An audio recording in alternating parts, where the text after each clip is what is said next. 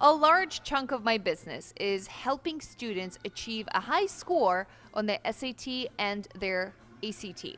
I usually post their final score on my Instagram, which creates this illusion that anybody who ever works with me ends up scoring a 1550, 1520, or a 35 or a 36. This is true, but I need you to be aware of something. This is not their first time of taking the exam. There has been some serious failure in the past. It's just this failure wasn't interpreted as a big problem. We interpreted this failure as information. And I'm sure many of you have heard this before. You don't fail, you just learn new lessons, and it probably sounds nice. But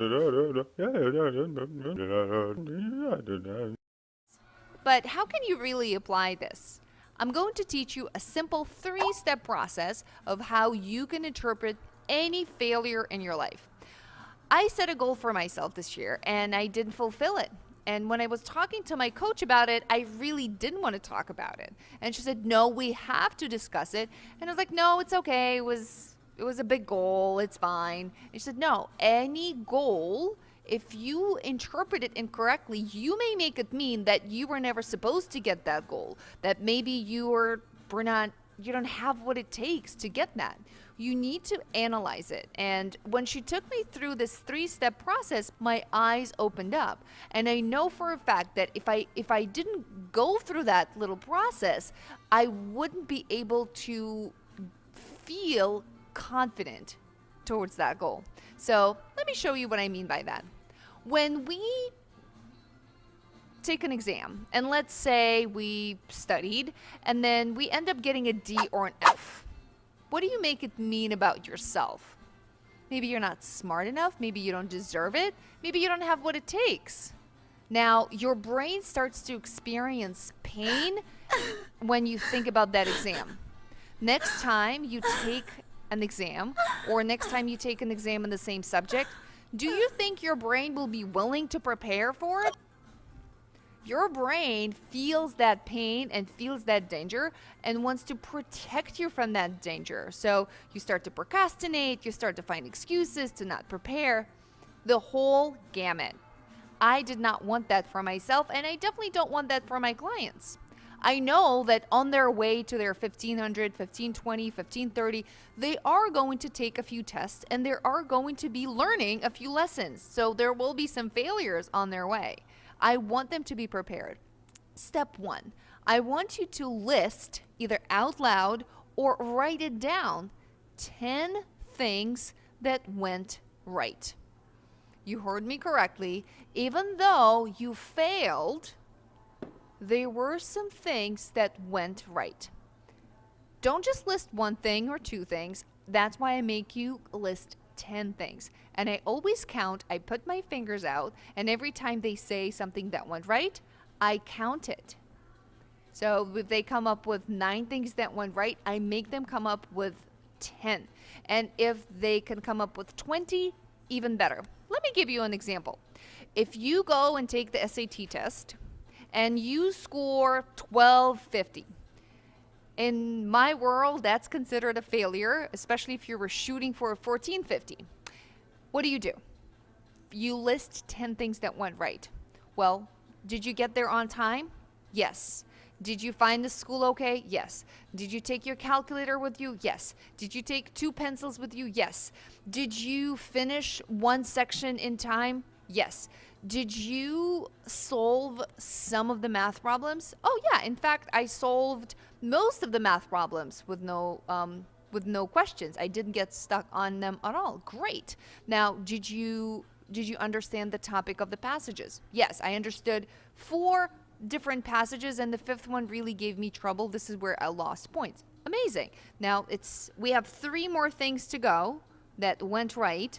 I was able to recall all of my quadratic identities, and I solved all the quadratic problems. I was able to remember the difference between parallel lines and perpendicular lines. So I solved these questions. I also implemented my knowledge of grammar and punctuation. So that went very well during the exam. When you list all the things that went right, and I want you to go for as long as possible, but at least 10, what happens is that anger and that frustration lowers. Remember, my coach says that a lot. When your emotion is high, your intelligence is low. When your emotion is high, your intelligence is low. When your emotion is low, your intelligence is high. So what we want to do is we want to lower that initial emotional response. If you were hoping to get a 1450 and if you end up with 1250, it's normal to be in a rage. It's normal to be upset. But we want to direct that rage outward and direct that energy towards learning and not towards the test or towards yourself. We want to list the number of things that went right to lower your emotion so that we can amplify your intelligence and go to the next step. The second step is list everything that didn't go right. What went wrong? Now, that list, I usually have no problem prompting my students to list the number of things that went wrong. And once you're done with that list, you can go to step 3. What am I going to do now? Usually, there is this test date and the next test date. What am I going to do between now and, let's say, March 6th? With a clear mind that is full of intelligence, you can now look at these two lists, especially focus on the second list, and what is it that you're going to do now? What actions are you going to take? This approach is super simple, like anything genius. And if you apply it, if you do it, you're no longer going to think about failure as failure. You're going to turn your failures into success. Let me know what exam you're preparing for. Let me know how you are using this 3-step process to think about failure and how to turn failure into success. Remember, anytime someone comments, we choose one person every month to get on a session with me. If you live in New York City, definitely come down here at the office. Or if you live anywhere else in the world, we will arrange a session with you over phone or by Skype or Zoom, whichever platform you prefer. And I hope I can help you with any of your learning issues.